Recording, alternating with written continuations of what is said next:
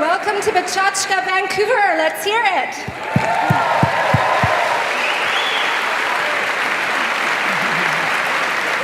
This is our 12th volume, and tonight is a special edition called Walk the Talk, Green Your City. Good evening, everyone. My name is Stephen Cox. And I'm Jane Cox. We are the directors of a local company called Cause and Effect Design. And we will be your hosts for the evening. We have some wonderful people to come and speak. Thank you all for being here.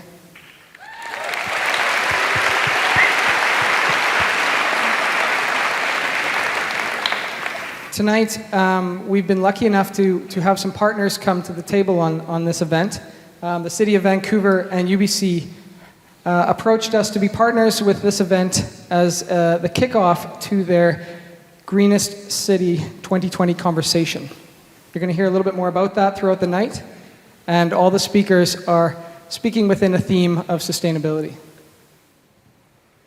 We'd also like to thank our supporting sponsors. West Ender has been an ongoing supporter and promoter of culture and sustainability. They've been with us for a few events, I think, and great communication for all things Vancouver. TheChange.com is a recent online media partner, and they are speaking to a growing audience that are interested in green products and services. Shambar as well has been one of our supporters from day one, and an exciting news related to this event is they're going carbon neutral this year, so that's very exciting.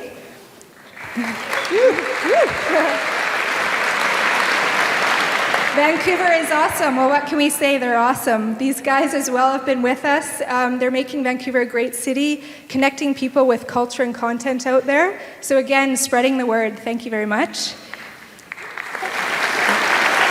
And Secret Study, they connected us to this great band that you heard this evening. So they're connecting businesses with local talent.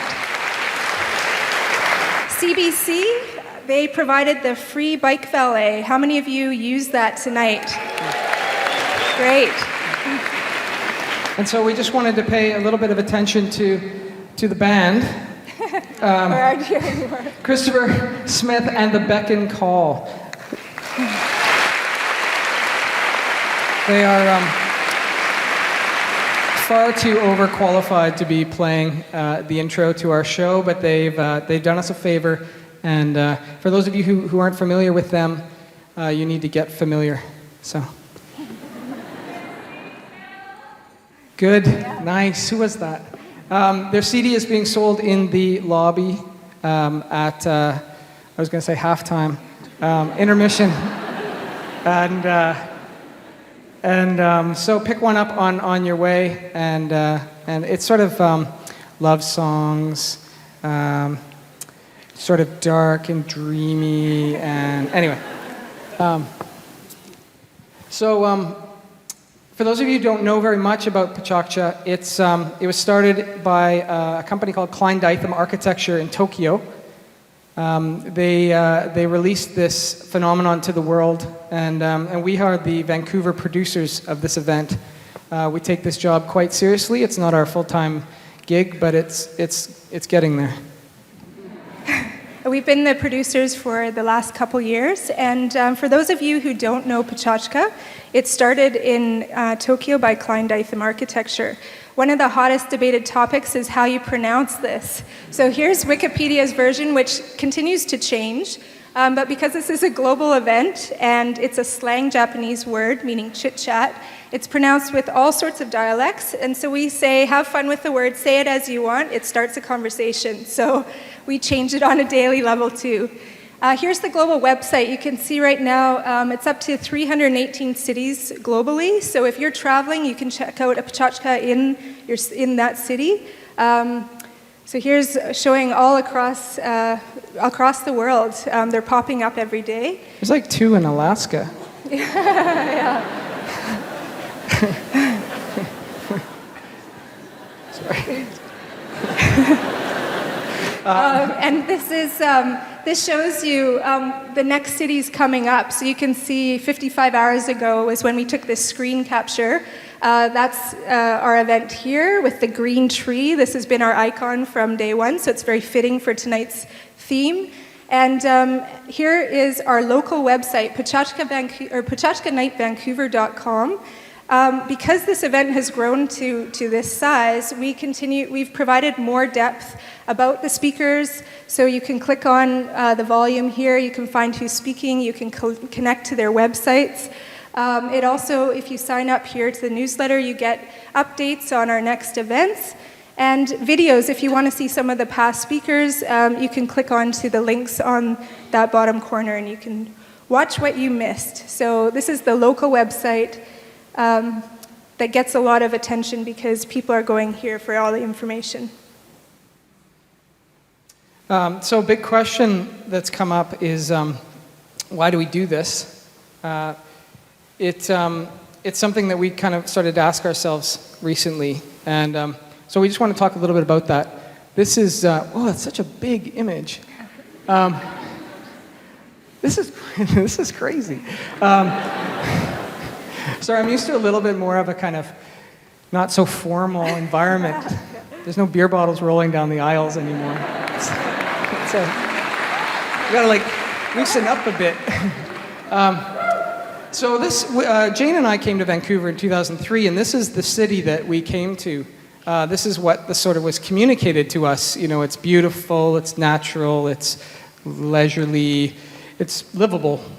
And we know this because there's all these like global charts and graphs and things that tell us that we're one of the most livable cities in the world. And I think for us, we started to sort of question, like, well, is livable really good enough?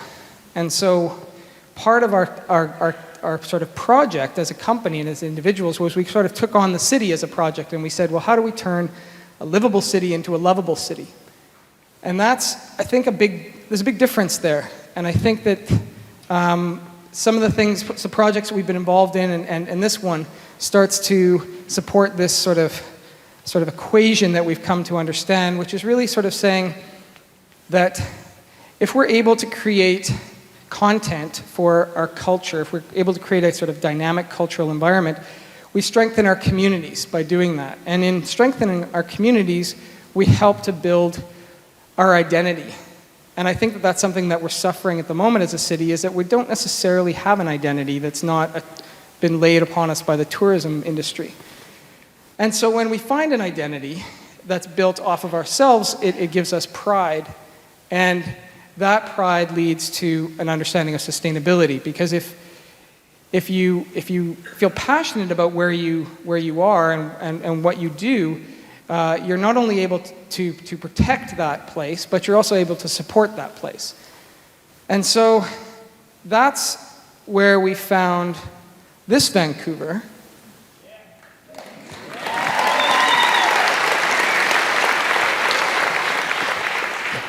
So this is the Vancouver that we love. This is the Vancouver that we know. This is a Vancouver that's full of innovation, creativity, passion, excitement. This is not the best place on earth.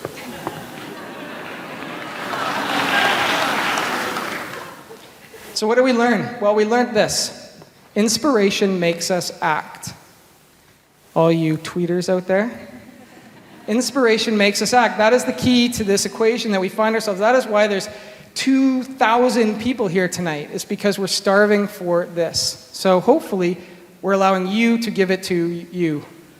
And we're just the conduit. So that is where this came from, and that is why we're doing what we're doing here today. So we're 12 volumes and counting. Thank you, Vancouver. Thank you, your partners, for making this happen tonight. We started at the Museum of Vancouver with 200 people, and we quite liked this venue. It was small and intimate. We moved to the park and sold out again at 500. More recently, we were at the Vogue Theatre with 1,100, sold out event again. And now tonight, with help from our partners and a great audience out there, we're over 2,000 people.